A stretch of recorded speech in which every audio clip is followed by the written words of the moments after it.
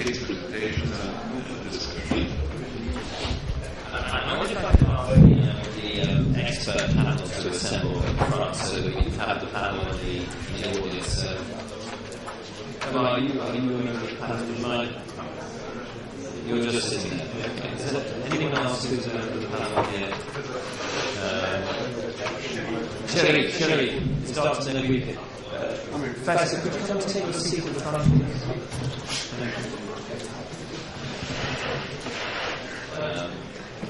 So what we want to just try and get some interaction going here, because I know time is not that on our side, but we have three cases which I think illustrate some of the principles that Professor Cardozo has been talking about, and also some of the principles that we were talking about earlier on.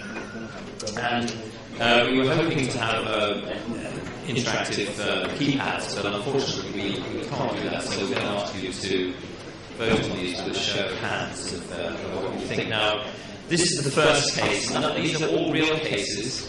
There's nothing manufactured about them that we just picked out for demonstration principles.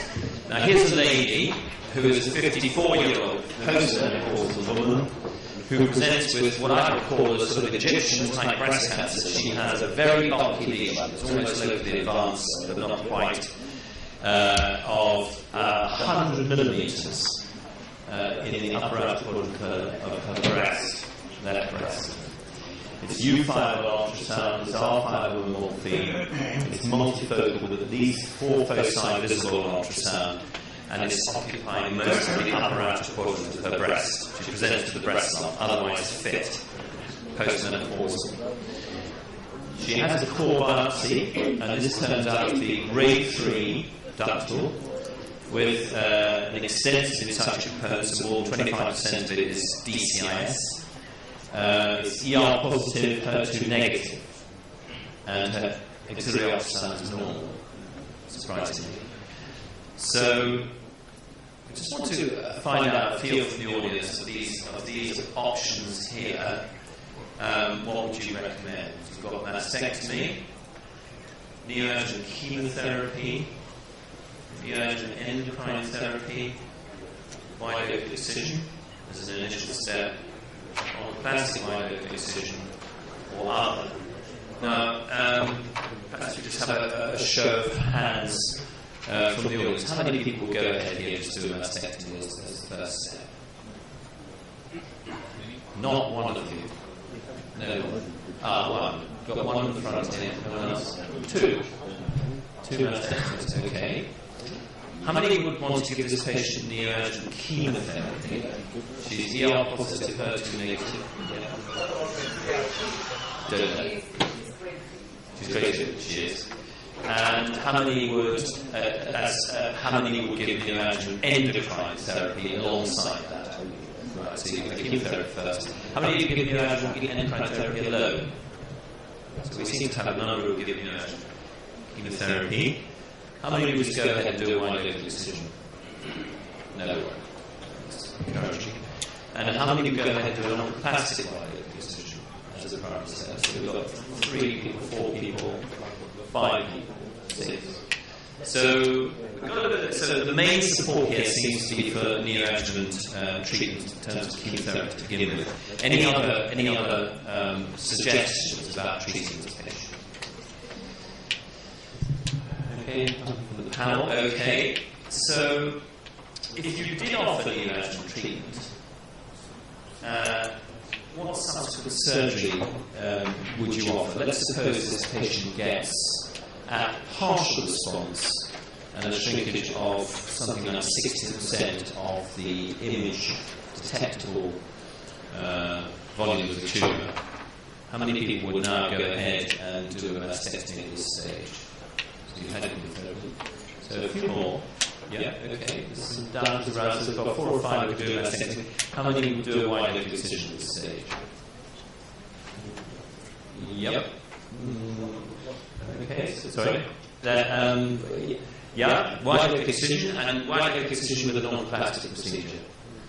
If I have to ask something, yes. What about the response to neoadjuvant? About 6%. About 6%. So down to about 6 centimetres and we start off at 100, so we've got 6 centimetres. Okay? And of those options, how many would be happy with simultaneous sentinel node biopsy? She's had neoadjuvant therapy. Yes, what we've heard just in the last couple of days, so sentinel node biopsy. Are there any other options? Well, anything from the panel, any comments at this stage? Yeah. Can I just ask the extent It is admixed with the tumour throughout, and that's a very good point. Why is it important to determine how much of this, or the extent of DCIS in this tumour? How does that impact on your subsequent treatment? Right, so if you're giving neoadjuvant treatment, what impact is that going to have on the DCIS? None. But it's not correlated with, because the goal is that the mammography, you didn't have microcast. No. So it's probably enabled with the basic component. So it's probably will just use the size of the tumor if it cannot do that has microcalcification. So it's not a factor to decide whether or not go. So if she had malignant microcalcification, we have a very good idea about whether you were getting the kind of response to neoadjuvant therapy. We don't here. So what you're saying, Jay, is that there is a chance. Are you saying there is a chance that some of the DCIS in the tumor will have responded to? No, it's not. But probably it is contained. Yes. So it may not make much difference to the amount of tissue you have to remove to show clinics. Yes. There are several factors we don't have. We just have a mammogram. We need to have another mammogram. Right. So after the treatment, do another mammogram, more ultrasound, at least. There's a comment from the back. So, You told that the 60% partial response for neoadjuvant. yes. It says total response for 100% for neoadjuvant. What can we do?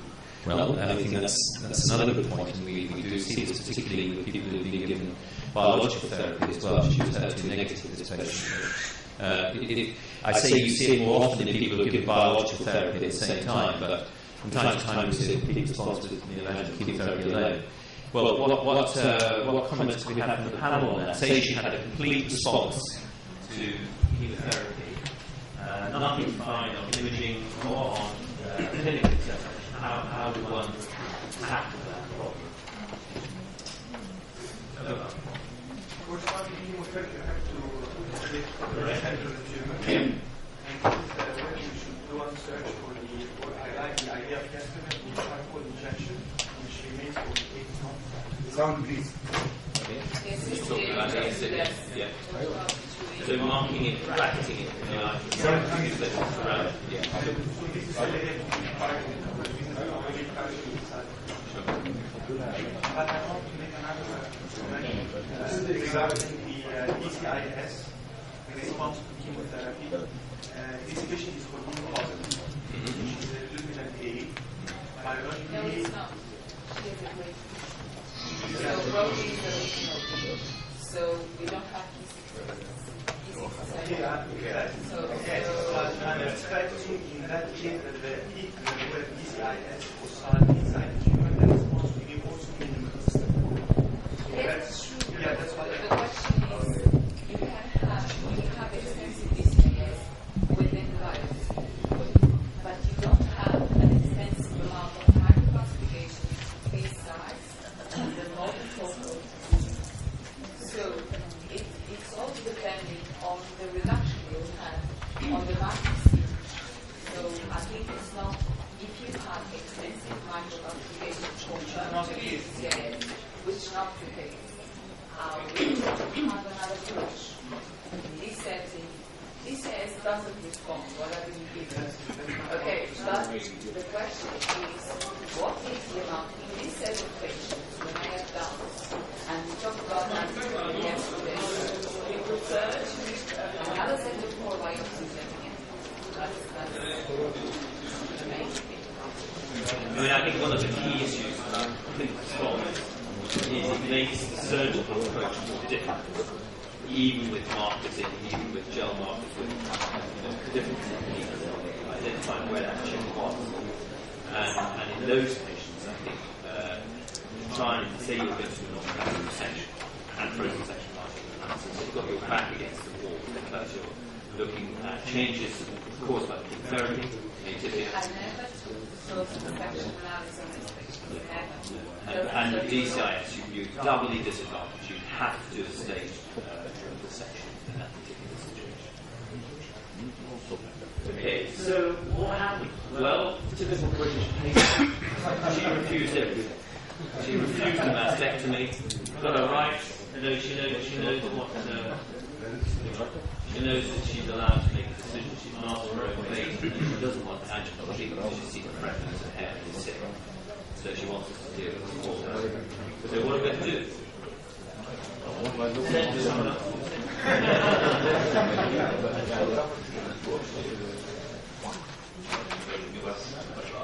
She doesn't. I mean, it just leaves a real case. It leaves a surgical option. So the oral mastectomy, chemotherapy. What are we going to do? I'll tell you what we did do. We did a two-stage procedure because of the reasons we discussed. We wouldn't rely on margin analysis. She had a quadrantectomy, specimen radiology, target degree excision, central node biopsy, and parasection analysis. This, we accept that in this setting. She had had chemotherapy, so the issue about it doesn't really apply to her. But had she had the chemotherapy, we would be in trouble.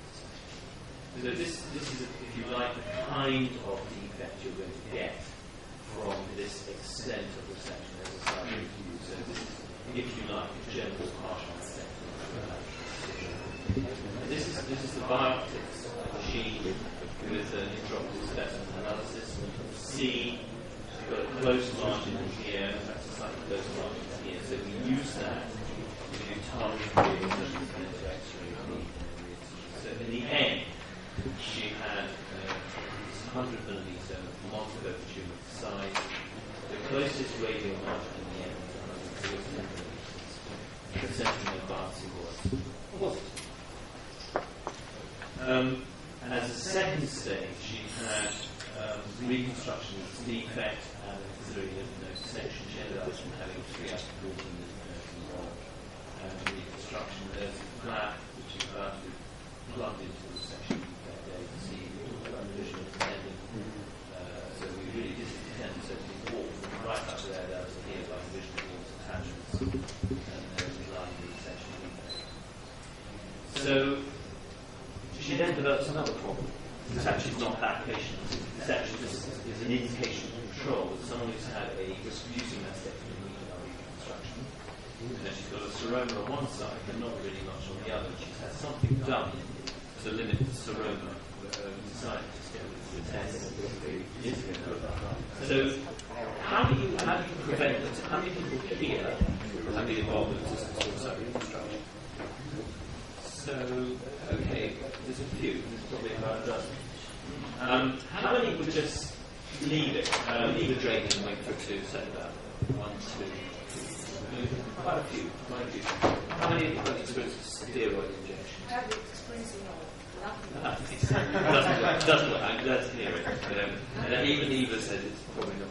But there's the question, does the quilting make a difference or not? Well, the randomized controlled trials, which there are now 3 published, say yes. And this is exactly what the question. It's had quilting done. Yes, but some It's a different is design. very There is, certainly in the early days, and I think it does, it's just not essentially the kind of quilt, buttons on a quilt, it looks forward. I think if you use PDS or one of these dissolving suits, that would generally go away. Tissue sealants, I think, have been kicked to touch by religion. And then some people, if anyone treats by benign neglect, just let the pain walk around and have to wait for it to go away. They do. So I think quilting is what most people do these days. Prolonged drainage is another, certainly, but the patient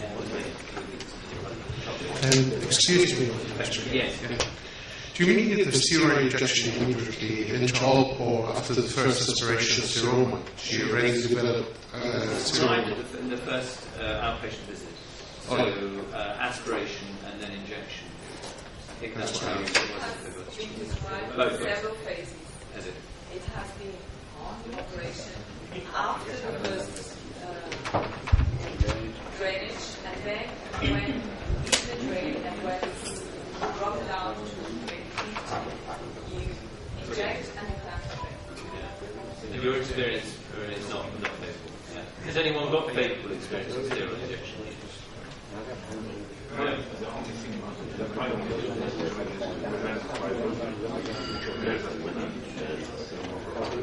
Sure.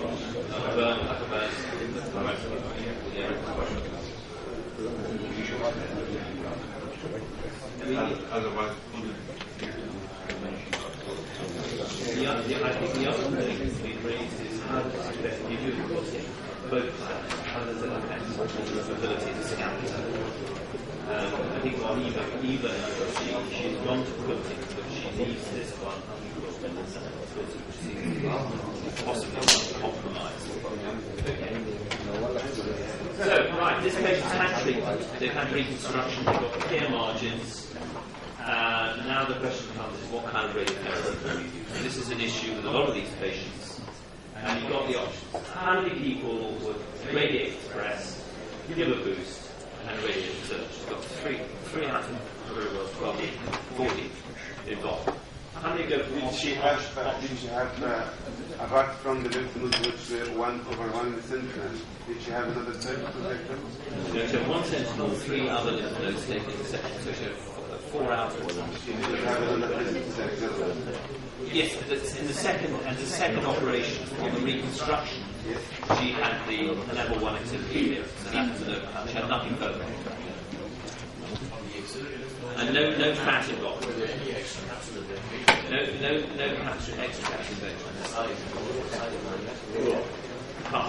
Let's say they were when they weren't powerful preoperative, so maybe 0.5%. Anyone for option 1? What about the other category? It's not logical to be radiated but it's logical to be radiated Right, that's a very good point. So, when the people here radiate supraclinical fossa after exhibiting essential no positivity, what are the indications for doing that? Any offers? One positive. And so any positive nodes you irradiate supraclinical. Anyone else? So you've got a positive lymph node, regardless of the number of nodes you've taken, you irradiate supraclinical fossa. No. Okay, so we have Professor Cardoso who does that. We will do it if there's extra nodal fat invasion or if there are 4 or more nodes involved. We'll do a supraclavicular possibility. Or extra capsular invasion. Or also extra capsular invasion. So there's obviously not much. The number is controversial. The number is controversial, 1 or 3 or. Much controversial. It's very controversial. What about? Sorry, let's go back. What about the boost? Would you boost this patient? I've got a bulky grade 3 tumour, albeit with a 1 centimetre margin. Now the problem is, the surgeon who did this operation would not put on any clips, mark the cavity margin. It's not possible. This area is very far. You should, with the help of the surgeon, be able to decide with your radiotherapist when to do it. The problem with radiotherapy, so often, the operation's done, send them to the radiation oncologist, get on with it. And what Professor Cardoso is saying is that is not good enough. You need to discuss these patients directly with the radiotherapist, particularly patients like this, with the radiotherapist. Our radiotherapist goes ape shit if we don't put markers in. And once you get into the habit of it, it's not an issue, but it's not always straightforward, as I'll show you with the next case. So, it's multifocal, it's high grade, it's not a particularly old patient. In many people would consider a boost in this situation. Would anyone not give any radiotherapy? Got clear margins. Good. Any other things that we should be doing? Well, here's a patient 4 years after radiotherapy. She didn't have a boost, chemo in treatment. And it's just to show you there's an innovative plan. And she's got this is the muscle 1 year post-op and 4 years post-op. You can see she's gone through the change, she's lost density, breast density. But our experience with these innovative muscles is they generally seem to retain most of their body. They probably lose about 15 or 20% of body. Now here's another case. It's a different aspect of breast concerning on plastic surgery. This is a 68, very fit, the mother of a consultant physician in London teaching. She pitched up on our patch, I think in the early, I can tell you exactly what it was because we just finished 10 years apart. It was in 1993. So she comes along with 42 millimetres of malignant hypercalcification in the lower part of the right breast. She has a right side nipple discharge with possibly some early patchologic changes of the skin. She has a core biopsy which shows extensive high-grade DCIS with no microinvasion and invasion. And the reason she'd come to us is she's already, with another British patient, she's planned a mastectomy. She'd been down to a hospital elsewhere in Dorset, and they said, is there any way of getting rid of this mastectomy? And she was basically requesting a second opinion. What should we do about this? So what would you do? Tell her to go away and say, look, I'm sorry, but you've got out of mastectomy, go see someone else. Anyone say that? Honestly? I think a lot of people would actually say that. Okay, so you wouldn't do that. I know that screening isn't widespread in this part of the world, but bracketed wire-guided white local excision is very common in this screening program. How many people would do that? There's a couple of hands, there's a few more hands going up there. So we've got 42 millimetres of DCIS, so you're taking maybe 5 centimetre specimen from the lower part. So you do that, okay. Is there a comment? Okay. One-stage therapeutic mamoplasty with intraoperative margin analysis. This is DCIS. Right, okay, so activity, so X-ray control, fine, yeah, or prototype both. Two-stage, so waiting definitive pathology.